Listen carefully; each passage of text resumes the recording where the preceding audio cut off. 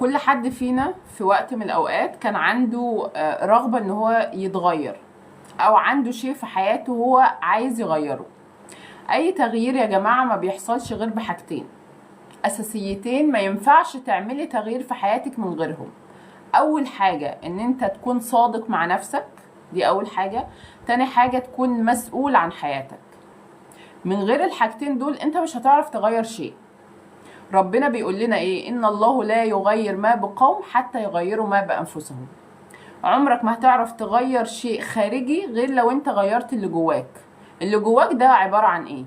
عبارة عن افكارك، عبارة عن قناعاتك، عبارة عن صورتك عن الحياة وعن الناس وعن نفسك كمان، عن مشاعرك.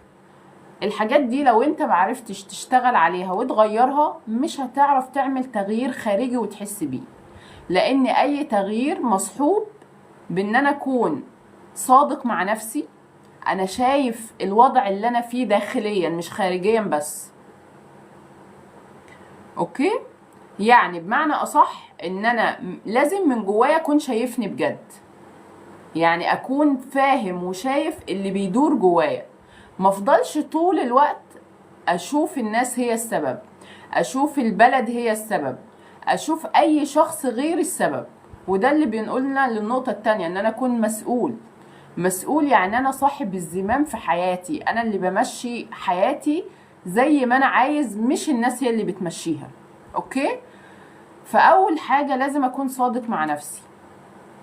يعني ايه صادق مع نفسي؟ يعني اي شيء جوايا سلبي وحش انا مش متقبله اكون شايفه بعيني.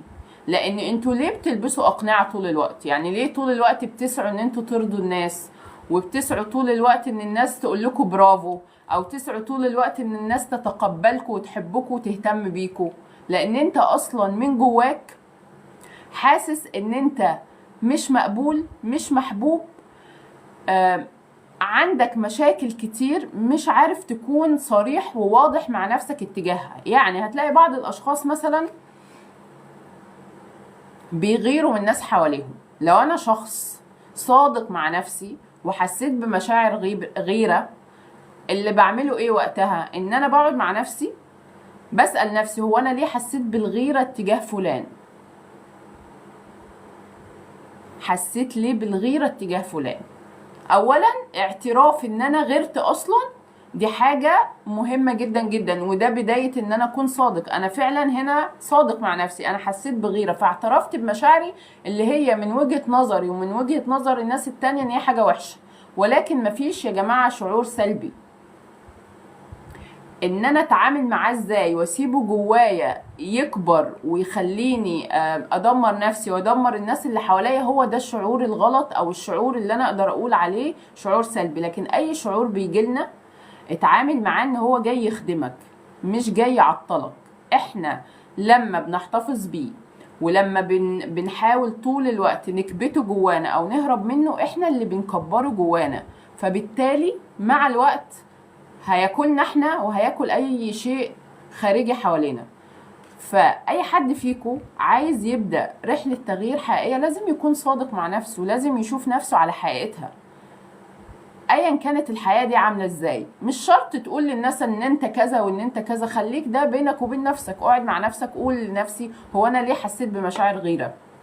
فهتلاقي نفسك لو انت صادق حقيقي مشاعر الغيرة جاية تقولك ان انت كان نفسك توصل للنقطة دي ومعرفتش توصل لها. طيب وبعد ما عرفتش اوصل لها، ايه اللي انا محتاجة اعمله دلوقتي عشان ما افضلش اغير وابص لغيري طول الوقت؟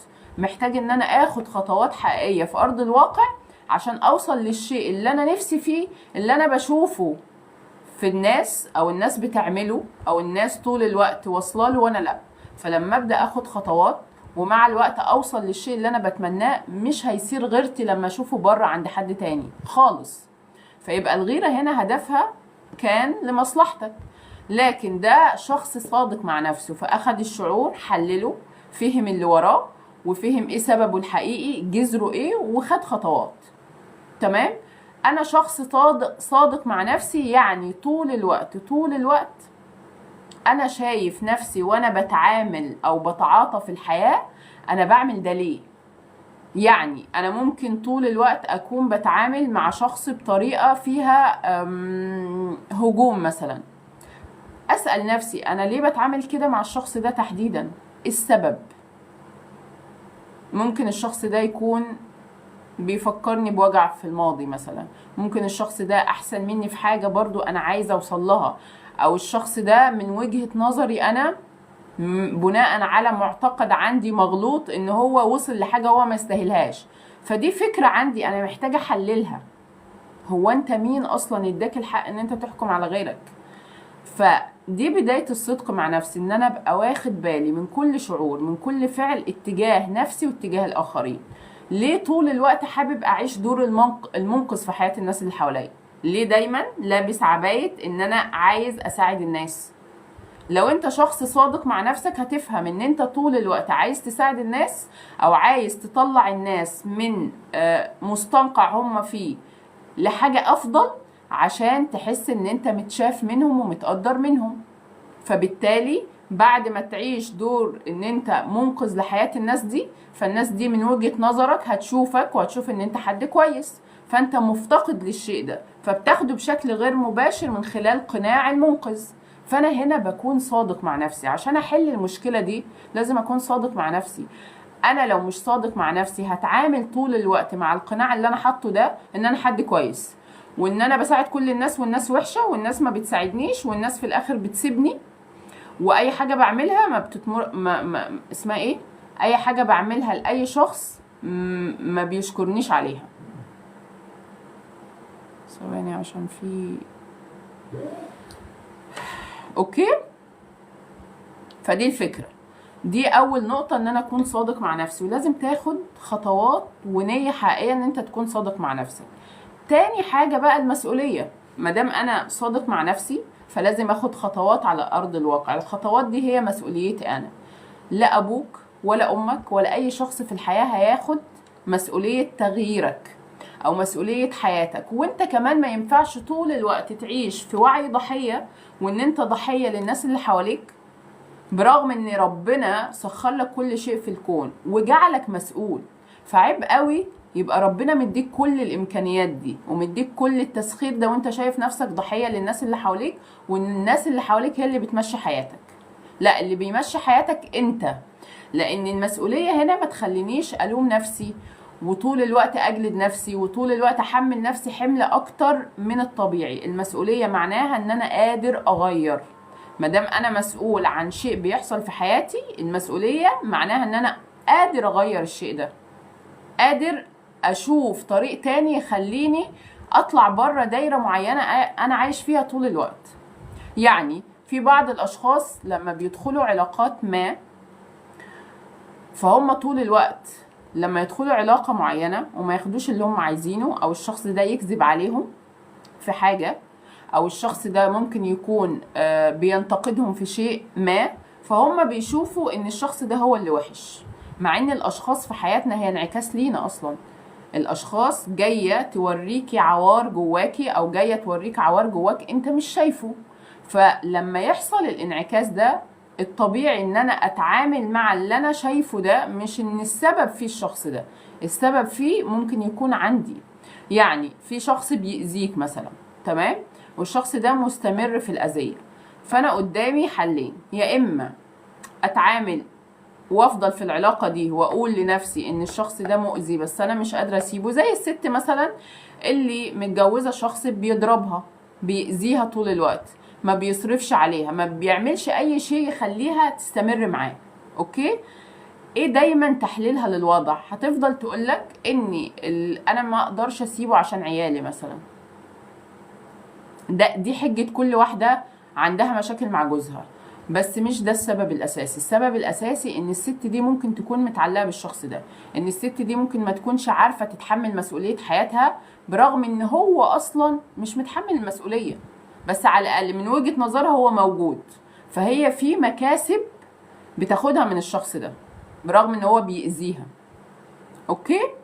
طيب، فانا لو عايز اتحمل المسؤولية واغير، محتاجة اقول ان انا سبب في ان انا بتأذي، فابدأ اشوف ان انا سبب ان انا بتأذي. طيب محتاج اعمل ايه؟ محتاج ان انا اشيل الاذى ده من عليا، فانا مسؤول ان انا اخد خطوه تطلعني بره الاذى، ما افضلش طول حياتي مأذي في علاقه او مأذي في شيء وافضل اقول انا مش قادر ومش عارف وان الشخص ده هو السبب في كل شيء وان انا كيوت وتمام والدنيا حلوه. لا، انتي مشاركه مع الشخص ده في اذاكي، تقدري تتحملي مسؤوليه حياتك، لان اي تغيير انا بدفع ثمنه، ده طبيعي. ففي ناس مش عايزه تدفع ثمن اي شيء هي بتمر بيه، فالاسهل لها تعمل ايه؟ ان هي تعيش دور الضحيه، فتاخد طول الوقت تعاطف من الناس، طول الوقت حتى هي بينها وبين نفسها مريحه نفسها على الاخر، لان انا مش مسؤوله، هو اللي بيعمل، هو اللي بيأذيني، هو اللي بيوجعني، هو. فانا الموضوع بالنسبه لي مع انه مؤلم هو منطقه راحه برضو. قلت لكم ان العقل بيتعامل مع الالم اللي احنا خلاص بقينا طول الوقت عايشين فيه ان هو منطقه راحه. فاول ما عاوز اطلع من منطقه الراحه الموضوع ما بيبقاش سهل، بيبقى عايز مني صدق وعايز مني مسؤوليه، وعايز اعرف ان انا طبيعي ان انا هشيل مسؤوليه للي هعمله، للتغيير اللي انا اعمله ايا كان هو ازاي، بس في الاخر انا بحمي نفسي. فاهم حاجه عشان اتغير الصدق مع النفس، اكون صادق مع نفسي، اكون شايف الحقائق زي ما هي. حاولوا تكونوا اشخاص حقيقيه، كفايه لبس اقنعه، كفايه ان انا طول الوقت بحاول اخد رضا وقبول من الناس من خلال ان انا اكون شخص تاني. خليكوا حقيقيين. اوكي. تاني حاجه ان انا اكون شخص مسؤول يعني اي شيء بيحصل في حياتي مؤذي ليا او مش عاجبني او مش حابه، انا مسؤول ان انا اغيره، انا مسؤول ان انا اخد قرار ان انا اغير الشيء ده، مش اي حد تاني. اخرجوا من دور الضحيه او وعي الضحيه لوعي المسؤوليه، ان انا اقدر اغير، لان ربنا مديك القوه وتقدر تعمل ده. بس الفكره ان انت تعرف تكون واضح وصريح مع نفسك وتاخد خطوه على ارض الواقع. ده لو انت عايز تتغير. بعد كده بتبدأ بقى خطوات التغيير الحقيقية في ارض الواقع، والموضوع بيبقى اسهل بكتير صدقوني. يعني انا لو مثلا شخص جالي او شخص بيتكلم ان هو عنده مشكلة مع شريك حياته وهو طول الوقت بيحمل الشريك ده كل شيء في العلاقة، لا، انا محتاجة اسمع الاتنين عشان اعرف احكم اصلا. قد يكون الشخص اللي بيتكلم هو مش عايز يغير اصلا، وقدامه يغير ومش عايز، هو بالنسبة له زي عارفين الناس اللي بتشتكي طول الوقت، بيشتكي فتديها حلول، يفضل يشتكي فتديها حلول، بتفضل تشتكي. هي دي نفس الناس، هي عاجبها الوضع، هي عاجبها الدور اللي هي عايشاه، تدي لها حلول هي مش قابلة اصلا، هي عايزة تفضل في الوضع اللي هي فيه، هي مش عايزة تبقى مسؤولة، لان المسؤولية بالنسبة لها حاجة صعبة او متعبة او هتخلي الناس مش هتتعاطف معاها، مفيش مكاسب من ورا المسؤولية من وجهة نظرها. لكن طبعا لما اكون شخص مسؤول عن حياتي اكيد اكيد اكيد هبقى حد تاني في كل شيء في حياتي، لان انا هعرف اغير باستمرار اللي مش عاجبني، اللي انا مش حابه، اللي انا مش عايزه. انا اللي ماسك زمام اموري مش حد تاني، لا زوج ولا اب ولا ابن ولا مدير مدرسة ولا مجتمع ولا اي حد، انا اللي بمشي الامور لان انا مسؤول عن حياتي. امال انتوا هتتحاسبوا على ايه؟ معلش يعني، هو انتوا لما تتحاسبوا قدام ربنا هتيجوا تقولوا له فلان هو السبب؟ مفيش الكلام ده مع ربنا خالص، انت هتتحاسب لوحدك على حياتك. مفيش حاجة اسمها فلان قال لي او حتى الشيخ الفلاني قال لي، مفيش الكلام ده خالص. انت بصير على نفسك مهما القيت معاذير، انت عارف كويس جدا اللي جواك وعارف دنيتك عامله ازاي، انت بس ايه اللي مستسهل او مش عايز تتعب او مش عايز تشتغل على نفسك، او عاجبك الدور قوي وعاجبك تعاطف الناس حواليك وعاجبك ان انت تعيش دور المظلوميه، هتتحاسب على ده برضه في كل الاحوال. عبد الرحمن ادي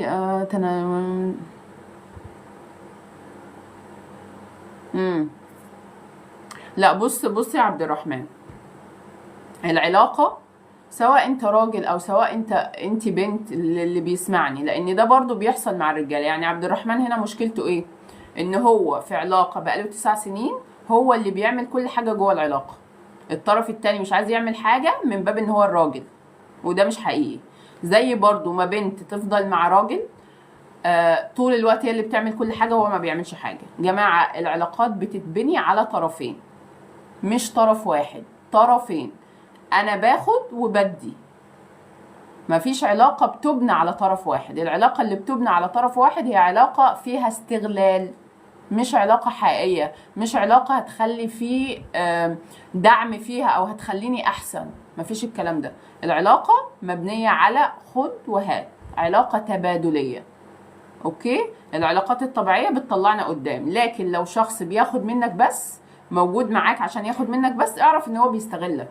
هو موجود معاك بس عشان بياخد منك بس، مش عشان هو بيحبك ولا عايزك. هو مش شايفك اصلا، يعني هو مش شايفك اصلا. ف ده مش فرض على حد، مش فرض ان انا افضل ادي حب واهتمام وماديات ومشاعر وكل حاجة في الحياة والطرف التاني ياخد بس. مفيش كده اصلا، مفيش حاجة اسمها كده. اخد ودي، والعلاقة احنا الاتنين تطلعنا قدام. غير كده دي علاقة استغلالية وما تكملش فيها، انت مش كسبان حاجة اصلا.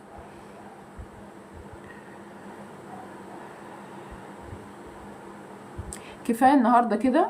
حلو اللايف كمل ساعة، دي حاجة كويسة. هحاول بكرة، احاول يعني افتح تاني، لعل وعسى يبقى في عدد اكبر من كده. احاول ان انا اقول ان في لايف من بدري عشان الناس اللي متابعاني في اي اكونت تحضر معانا ان شاء الله. شكرا يا رغدة، شكرا يا منى، شكرا لاي حد كان موجود. استني في كومنت كده، شفت الواحدة بتقول هي عندها حق. بصراحة عندها حق في نقطة، لان التيك توك هو اللي خرب البيوت. لا، هو انتوا عشان ضعاف النفوس بس، انتوا اشخاص ضعاف النفوس، اشخاص شايفين ان الارزاق بايد بشر، بدعم وغير دعم والكلام الفاضي ده. فانتوا باصين على حياة الناس وعلى ارزاقهم، فعشان كده. لكن انتوا ناس ضعيفة يعني ضعيفة النفوس. لو بيتكم بيتخرب عشان ابليكيشن، يبقوا انتوا اصلا ناس ضعيفة. فحلوا مشاكلكم. يعني ده مثال حي لناس مش صادقة مع نفسها، مش ناس مش متحملة مسؤولية حياتها. يعني اللي دايما بيحمل فشل علاقاته او فشل اي شيء في حياته لناس تانية، هو شخص ضحية، عايش دور الضحية، شخص مش صادق مع نفسه، شخص مش عايز يتعب، مش عايز يشتغل على نفسه، شخص ضعيف من جواه، شخص هش. لو ابليكيشن ما او شخص معين في حياتكم او بره حياتكم، يعني دايما يقولك ايه، السوشيال ميديا بوظت او خربت البيوت. لا، انت حد ضعيف. انت مثلا شخصية لما تشوفي حد احسن منك في شيء من وجهة نظرك، بتنكدي على جوزك مثلا، او هو لو شاف واحده حلوه مثلا، او واحده او واحد عايش حياه مرفهه فيجي ينكد عليكي او يحبط. دي مشكلته هو، مش مشكله الناس دي ولا الابليكيشن، ولا ان الناس بقت تظهر حياتها على الابليكيشن، اي ابليكيشن ايا كان. دي مشكلتكم انتوا، ان انتوا مش شايفين نعم ربنا اللي في حياتكم وباصين على نعم غيركم. وخدوا بالكم، اي حاجه على السوشيال ميديا مش كلها حقيقيه ومش كلها زي ما انتوا شايفين. يعني الناس اللي بتظهر الجانب الحلو في حياتها على السوشيال ميديا، طبيعي تظهر الجانب الحلو، اكيد مش هتيجي تندب في فيديو، او مع ان في ناس بتعمل كده وليها مكاسب برضو. اوكي؟ لكن الناس دي عايشه حياه زيكم على فكره، عندها مشاكل وعندها تحديات. مش كل اللي معاه فلوس يا جماعه ما عندوش مشاكل. الفقر هو فقر النفوس، مش فقر الماديات. دي مشكلة وعي ومشكلة أفكار انتوا محتاجين تغيروها.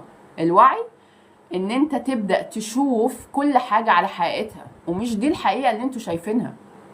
مش الحقيقة ان انا اخرب بيتي بسبب واحدة او واحد على ابليكيشن او على السوشيال ميديا، يبقى انا عندي مشكلة. مش في الشخص ولا الابليكيشن، انا اللي عندي مشكلة. ربنا مدي لكل واحد فينا نعم لا تحصى ولا تعد، وبرضه سايبينها. وبدل ما نشكر ربنا عشان يزيدنا ويدينا اللي احنا عايزينه، لا، قاعدين نبص مين معاه مين مش معاه، ده بيلبس ازاي، ده معاه عربية ايه، ده عايش فين، ده شكله عامل ازاي. دي ما تبص للي عندك وتحمد ربنا عليه واسعى في الحياة وانت توصل للي انت عايزه. لكن طول ما انت بتبص لغيرك، مركز مع غيرك، والله والله ما هتوصل. شوفوا بقى، وانا حلفت لكم بالله، لان الناس اللي قلوبها وحشة وطول الوقت بتبص لحياة الناس التانية، مش هتاخد حاجة خالص، لان انت حقودي. وعلى فكرة مهما ربنا يديك، انت شايف ان انت ما عندكش، يعني ممكن اوريدي اصلا كده كده ربنا مديك، بس انت مش شايفه لان انت مركز على غيرك. خليك في حالك ينصلح حالك. يلا شكرا ليكم، وقابلكم في لايف قريب. باي باي.